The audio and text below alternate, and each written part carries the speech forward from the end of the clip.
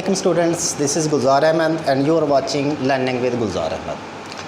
So today our topic is about तलब की आमदनी लचक कि इनकम इलास्टिसिटी ऑफ डिमांड क्या है। लेकिन उससे पहले तलब की आमदनी लचक पढ़ने से पहले मेरी आपसे गुजारिश है कि अगर आपने हमारे इस चैनल को सब्सक्राइब नहीं किया तो हमारे इस चैनल को सब्सक्राइब कर दें और बेल आइकन को ज़रूर दबाइएगा ताकि हमारी हर नई आने वाली वीडियो आपको सब्सक्रिप्शन के ज़रिए मिल सके। तो चलें जी, हम अपने टॉपिक की तरफ आते हैं। तलब की आमदनी लचक क्या होती है कि तलब की आमदनी लचक क्या है कि जब किसी शय की तलब में निस्बी तब्दीली, आमदनी में निस्बी तब्दीली से तलब में निस्बी तब्दीली वाक़ हो तो इसको तलब की आमदनी लचक कहते हैं। कि जब किसी शख्स की आमदनी में निस्बती तब्दीली से उस शख्स की डिमांड जो है, वो जो चीज़ें डिमांड करता है उसमें जो है वो निस्बती तब्दीली वाक़ हो तो इसको क्या कहते हैं, तलब की आमदनी लचक का नाम देते हैं। कि change in demand due to change in income is called income elasticity of demand. तो इसकी वजाहत जो है हम दो तरीके से करेंगे, नॉर्मल अशिया की सूरत में भी करेंगे और घटिया अशिया की सूरत में भी करेंगे। लेकिन उससे पहले जो है मैं इसका फार्मूला लिखता हूँ कि तलब की आमदनी लचक का फार्मूला क्या है। Income elasticity is equal to delta Q over delta Y multiply by Y over Q. इसका मतलब है कि change in quantity demanded over change in income multiply by income over quantity. So अब इसी को इस तरह से भी लिख सकते हैं इलास्टिसिटी ऑफ इनकम को। इसका ये फार्मूला भी बन सकता है क्या कि elasticity of income is equal to percentage change in quantity demanded over percentage change in income. जी, percentage change in quantity demanded over percentage change in income. तलब में फ़ीसद तब्दीली ओवर इनकम में फ़ीसद तब्दीली क्या कहलाती है, तलब की आमदनी लचक कहलाती है। आपने स्टूडेंट्स देखा था कि जब हमने कीमत लचक पढ़ा था तो उसमें क्या होता है कि नेगेटिव साइन को हम निगलेक्ट कर देते हैं, निगलेक्टिंग द नेगेटिव साइंस। लेकिन इनकम इलास्टिसिटी ऑफ डिमांड में जो हम ऐसा नहीं करेंगे, हम नेगेटिव साइंस को निगलेक्ट नहीं करेंगे। अब इसकी वजाहत जो है वो दो सूरतों में करेंगे कि जब चीज़ें जो है वो घटिया हों और जब चीज़ें जो है वो बढ़िया या नॉर्मल हों। यानी पहले क्या है, घटिया अशिया की सूरत में आमदनी लचक और दूसरा क्या है पॉइंट, नॉर्मल या बढ़िया अशिया की सूरत में आमदनी लचक। जी, अब घटिया अशिया की सूरत में जो है वो आमदनी लचक क्या होगी कि जब किसी शख्स की आमदनी बढ़ती है तो वो डिमांड में जो है वो कमी कर देता है और जब जो है वो आमदनी गिरती है तो वो डिमांड में इजाफा कर देता है।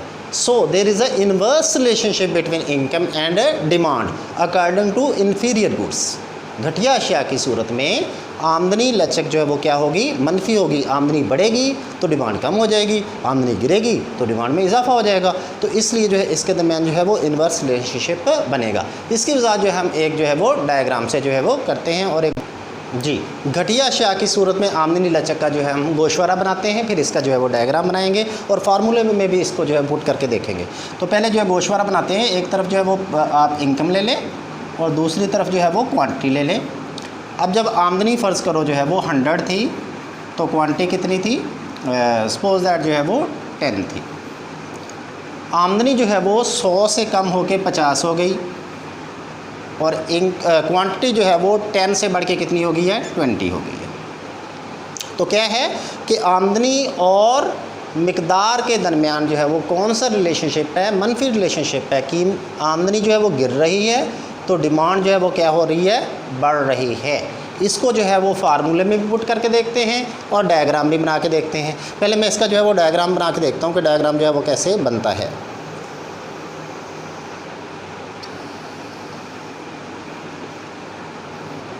जी, ओ वाई पे इनकम आ गई और ओ एक्स पे जो है वो डिमांड आ गई, तलब आ गई। अब जो है वो जी, अब ये जो है वो आमदनी है ये 50 है और ये कितनी है 100 है। अब इसी तरह जो है वो इधर ये डिमांड जो है वो 10 है और ये कितनी है 20 है। जब आमदनी 100 थी तो डिमांड कितनी थी 10। हमें ये फ़र्ज़ करो ए पॉइंट मिल गया। अब आमदनी जो है वो गिर के 50 हुई तो डिमांड कितनी हो गई है 20। हमें जो बी पॉइंट मिल गया। ए और बी को मिलाने से ये जो हमें ख़त मिला ये डी डिमांड कर्व ये क्या बता रहा है कि there is a inverse relationship between income and demand, कि आमदनी और तलब के दरमियान जो है वो मनफी रिश्ता पाया जाता है। आमदनी गिर रही है तो डिमांड क्या हो रही है बढ़ रही है। अब जो हम इसको जो है वो फार्मूले में पुट करके देखते हैं कि फार्मूला क्या बने। फार्मूले में जो है वो रिज़ल्ट क्या आता है। Elasticity of income is equal to formula है delta Q over delta Y multiply by Y over Q. तो डेल्टा क्यू कितना है, मिकदार में कितनी तब्दीली है 20 में से 10 निकाल दें, delta Q is equal to हमारे पास 10 आ गया। और डेल्टा वाई इनकम में कितनी तब्दीली है जी 50 में से 100 निकाल दें तो ये -50 हमारे पास आ गया। तो यहाँ पे पुट कर लें डेल्टा क्यू कितना है 10, डेल्टा वाई कितना है -50 मल्टीप्लाई बाय वाई कितना है हमारे पास 100 और क्यू हमारे पास जो है वो कितना है 10। सो अब ये कितना आ जाएगा -2 आ जाएगा। तो देखा आपने कि इसका साइन जो है वो मनफी है। मनफी साइन जो है, अब आप इसका डायग्राम देख लें कि इसके डायग्राम का रिलेशनशिप जो है वो मनफी है। आमदनी गिर रही है, डिमांड क्या हो रही है बढ़ रही है जी। जी अब आमदनी लचक नॉर्मल या बढ़िया अशिया की सूरत में आमदनी लचक क्या होगी कि नॉर्मल या बढ़िया अशिया की सूरत में पॉजिटिव रिलेशनशिप होता है, क्योंकि जैसे ही किसी शख्स की आमदनी बढ़ती है तो वो बढ़िया अशिया की डिमांड में इजाफा कर देता है, और जैसे ही किसी शख्स की आमदनी गिरेगी तो बढ़िया अशिया की डिमांड में कमी कर देगा। सो आमदनी और डिमांड के दरमियान जो है वो पॉजिटिव रिलेशनशिप बन जाएगा। यानी बढ़िया शय की सूरत में या नॉर्मल शय की सूरत में आमदनी और तलब के दरमियान जो है वो पॉजिटिव रिलेशनशिप है। इसकी वजाहत जो है हम एक गोशवारा और डायग्राम और फार्मूले से करते हैं कि गोशवारे में एक तरफ इनकम ले लें और दूसरी तरफ जो है वो क्वांटिटी ले लें। फ़र्ज़ करो इनकम हमारे पास 500 है और क्वांटिटी हमारे पास जो है वो 20 है। आमदनी बढ़ के 500 से 600 हो जाती है और मिकदार जो है वो 20 से बढ़ के कितनी हो जाती है 25 हो जाती है। तो इसी चीज़ को जो हम डायग्राम में ड्रॉ कर सकते हैं कि डायग्राम हमारा जो है वो कैसा बनेगा जी। तो डायग्राम पहले बनाते हैं जी।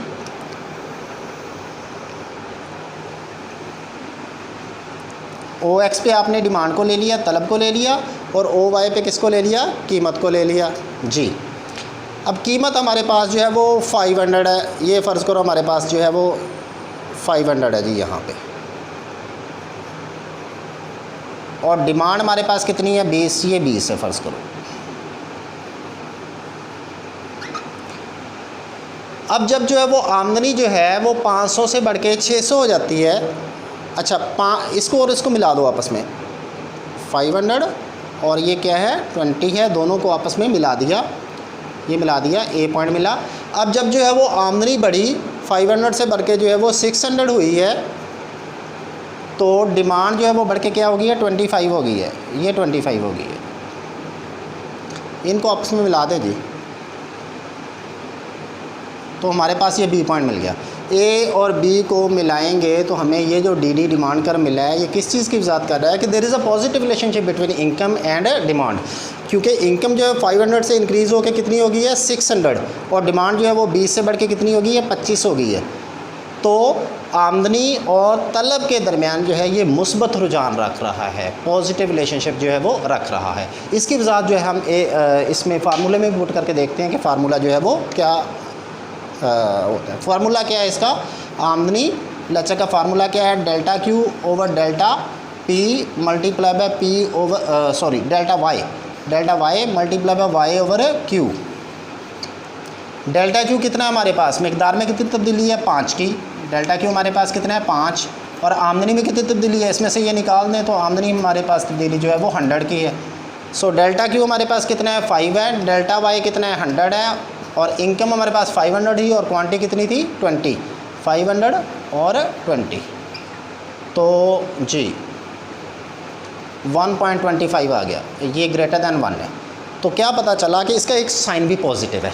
इसका मतलब है कि आमदनी और तलब के दरमियान जो है वो मुस्बत ताल्लुक़ पाया जाता है। आमदनी और तलब के दरमियान कौन सा रिलेशनशिप है? मुस्बत, और इसका साइन मुस्बत इसी चीज़ को शो करता है। तो डियर स्टूडेंट्स, उम्मीद है आपको ये लेक्चर पसंद आया होगा। अगर आपको पसंद आया है तो लाइक शेयर करना मत भूलिएगा और कमेंट बॉक्स में अपनी राय देना मत भूलिएगा। Thank you.